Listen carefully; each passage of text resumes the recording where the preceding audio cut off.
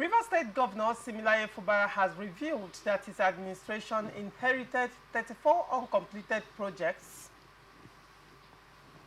valued at over 222.2979 billion naira spread across 13 local government areas of the state. Fubara also disclosed that under his watch, the state government awarded 9 new road projects valued at 534.332 billion naira. This is even as he described as vicious and existential the political crisis that waged against his administration barely 3 months after takeoff on May 29, 2023. The governor assured that all the worst was over because his administration has successfully defended the rights and privileges to govern the state and advance its progress in liberty and freedom without compromise. Fubara said this while presenting an account of stewardship and scorecard to mark the first anniversary of his administration in Port Harcourt, the state capital, on Wednesday. Furthermore, Governor Fubara said that he will not implement a faulty employment process that allows a 52-year-old to be employed into the state civil service. Speaking on the 10,000 jobs, he said that a new process will start and it will be between 30 and 35 years at most, so that they will be able to have enough time to work for the growth and development of the state. He has asked that the 10,000 workers recruitment exercise be reviewed by a consultant, and when he is done, proper recruitment will be done, and the highest age will be 35 years for applicants. Let me start with you, Honorable Warebani. What is your take on the different statements by the governor? In the first place, he had to X-ray and also make it public the so-called information being gathered on air that the former government, the government of the current Minister of FCT, Barrister Wike, that claims that all projects he awarded in the states were duly paid, completed, and that there was no debts left behind. So if such facts is not real, the governor, who is the incumbent governor, who has the documents and facts and figures, is right to also let Nigerians know that such information coming out from the former governor was an error, and to make it clear that people should know that the former government owe a lot of monies on ground. So I think it's a welcome development for that. Then, in the area where in the first place, the recruitment of 10,000 jobs, in River State was done under secrecy, as if there is a court-related arrangement where people doesn't know how it's been done, and they secretly smuggle this list to be announced or to be published. And at the end of the day, when a government that has prudent accountability, he will need to also look at the lists. And the governor did say clearly, he said 60% of the names so far listed on the employment roll are just from one ethnicity and or the age bracket about 52 and thereabouts. So if you're talking about 52 and the person is working about 35 years, 52 years plus 35 years, it's quite above the Nigerian constitution of retirement age, you get, which is not also a welcome development. So we thank the governor for also taking a bold step by nullifying what was done under what I call self-cult related employment that doesn't allow... When you say self-cult, Honorable Warren, when I say cult, is the governor in person responsible for the recruitment process? The governor is responsible to the process of recruitment. Is he the one that directly recruits excuse me. In the former government, if you want us to go in depth into his administration, in the former government, there had not been any public show. There has not been any public show where people are freely allowed if he calls for meeting, he starts the meetings and he ends the meeting. Nobody contributes. Nobody asks questions. Were you there? Yes, I was there. Well, you are speaking so from... I'm speaking as a stakeholder and a politician in Rivers State, which I am till now. I'm not speaking as somebody is telling me anything. I'm telling you what I know about the former government, that in this state, nobody dare say anything. I'm even surprised, you are in Rivers State. I'm even surprised the so-called council chairman will now come out from that shell and even talk to a sitting governor. Before today, they cannot even do anything in their... You are not looking at the council chairman. I'm coming, I'm giving you, I'm trying to add more strength to my points. What you're doing, Honorable Warebani, is a direct attack on the form of the FCT. I'm not attacking. Listen. I'm telling you the formation of the formal employment. Honorable Warebani, you are addressing a person and not the issue. Listen. Now the issue. I'm addressing the government of that tenure that employment. We have two issues now to discuss. First of all, is the fact that Governor Siminalayi Fubara said that he inherited 34 uncompleted projects. Are you aware that the former government also said that they had paid all? I need to remind you of the issues. Yes. The issues are two. First of all, Governor Siminalayi Fubara said he inherited 34 uncompleted projects. Yeah. And the second issue is that he is scrapping the 10,000 because it was done.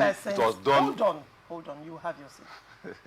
He said he's scrapping the 10,000 persons recruitment process that happened under the FCT minister.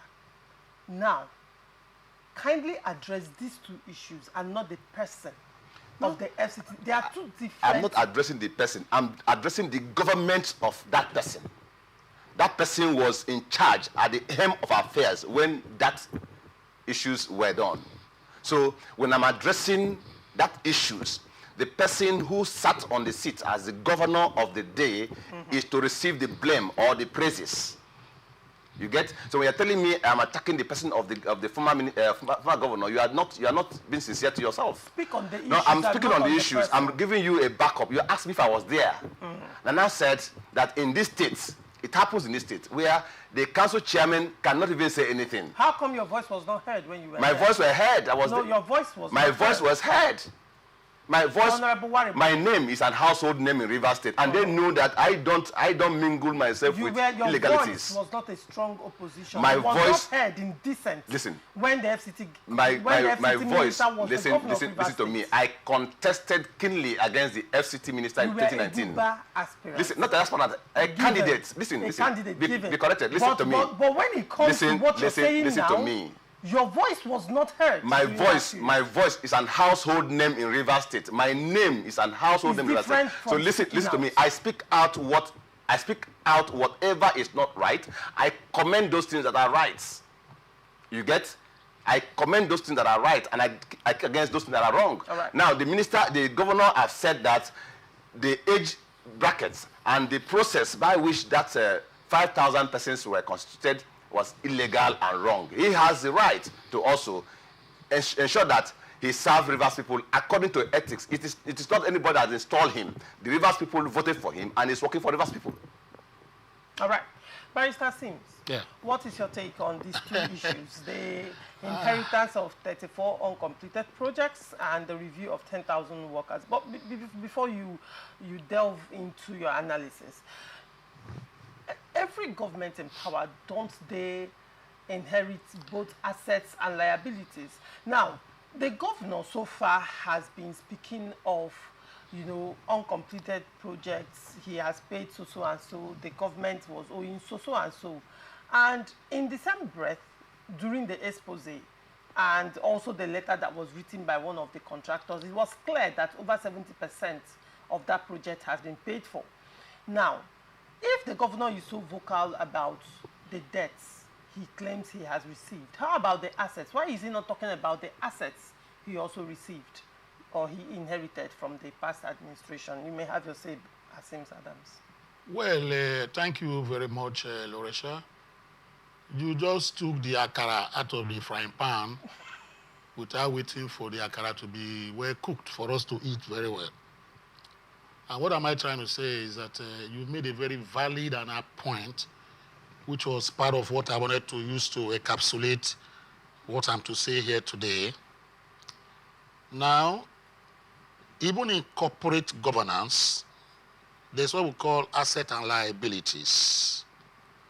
For instance, a corporation, an incorporated entity, a company, you have directors who come in, run the affairs of that particular company for a period of time that is allowed by law for them to run, and when they are leaving, they have to leave one or two things for their, their successors. Now, if somebody is about to, take over that company, also acquire that company or merger, you take, the liabilities and assets into question before you go ahead to buy. That is clear. The other one is this. I think it was Plato that said that rumors, sell very fast and contagious when the unfortunate is involved or the hated. At this point in time, a certain Mr., I don't want to begin to call his name because I respect people. The man that was there as governor of this state has now become the whipping child. Everybody come out, they whip and beat, just like the proverbial devil. If I go wrong in my life, I say it's the devil that caused it. An armed robber, sorry for using the word, that goes to rob, when he's caught, he say, it was the devil. Everybody pointing accusing fingers at the devil for every mistake made and why they have not been able to move forward in life. Such is life.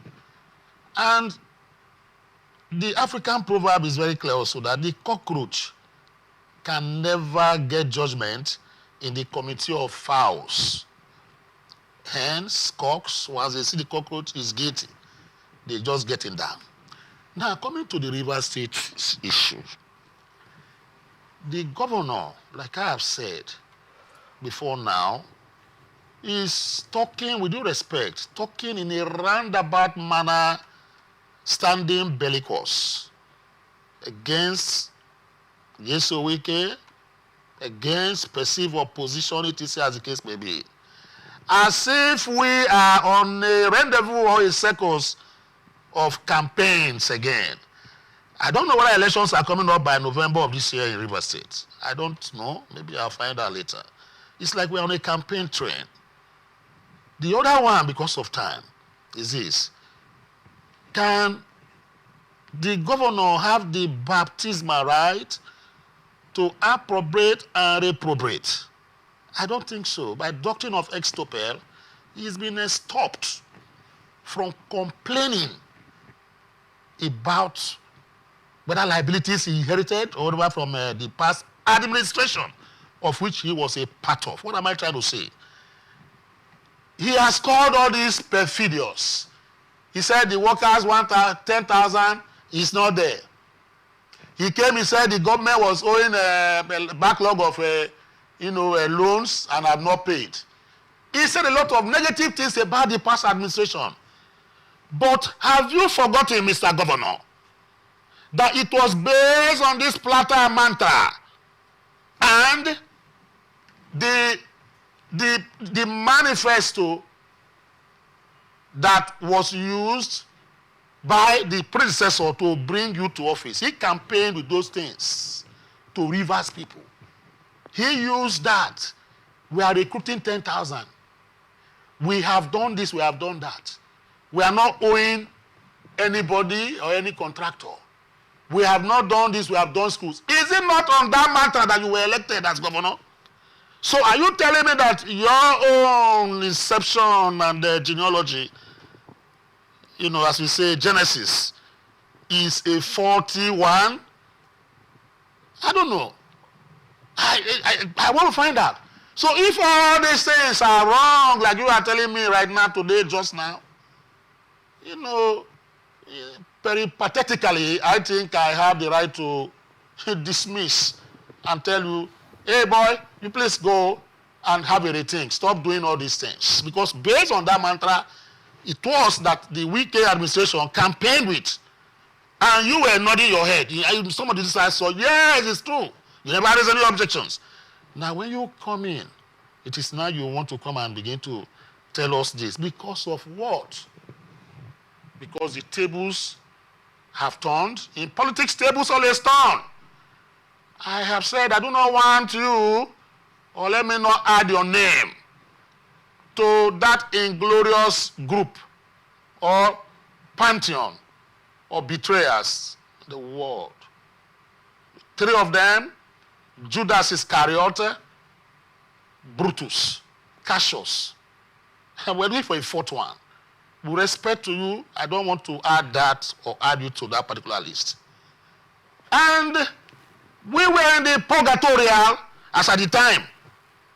Or were we in Paradiso when he was campaigning for you on 4th premises? On 4th premises, open and close. This is the question I need the administration to answer.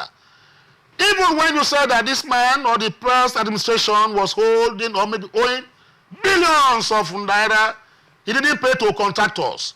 From official look and state Facebook, given by your image launderers, what they did was to show us one Auba Nigeria Limited. That is the only officially known contractor that is being owed money.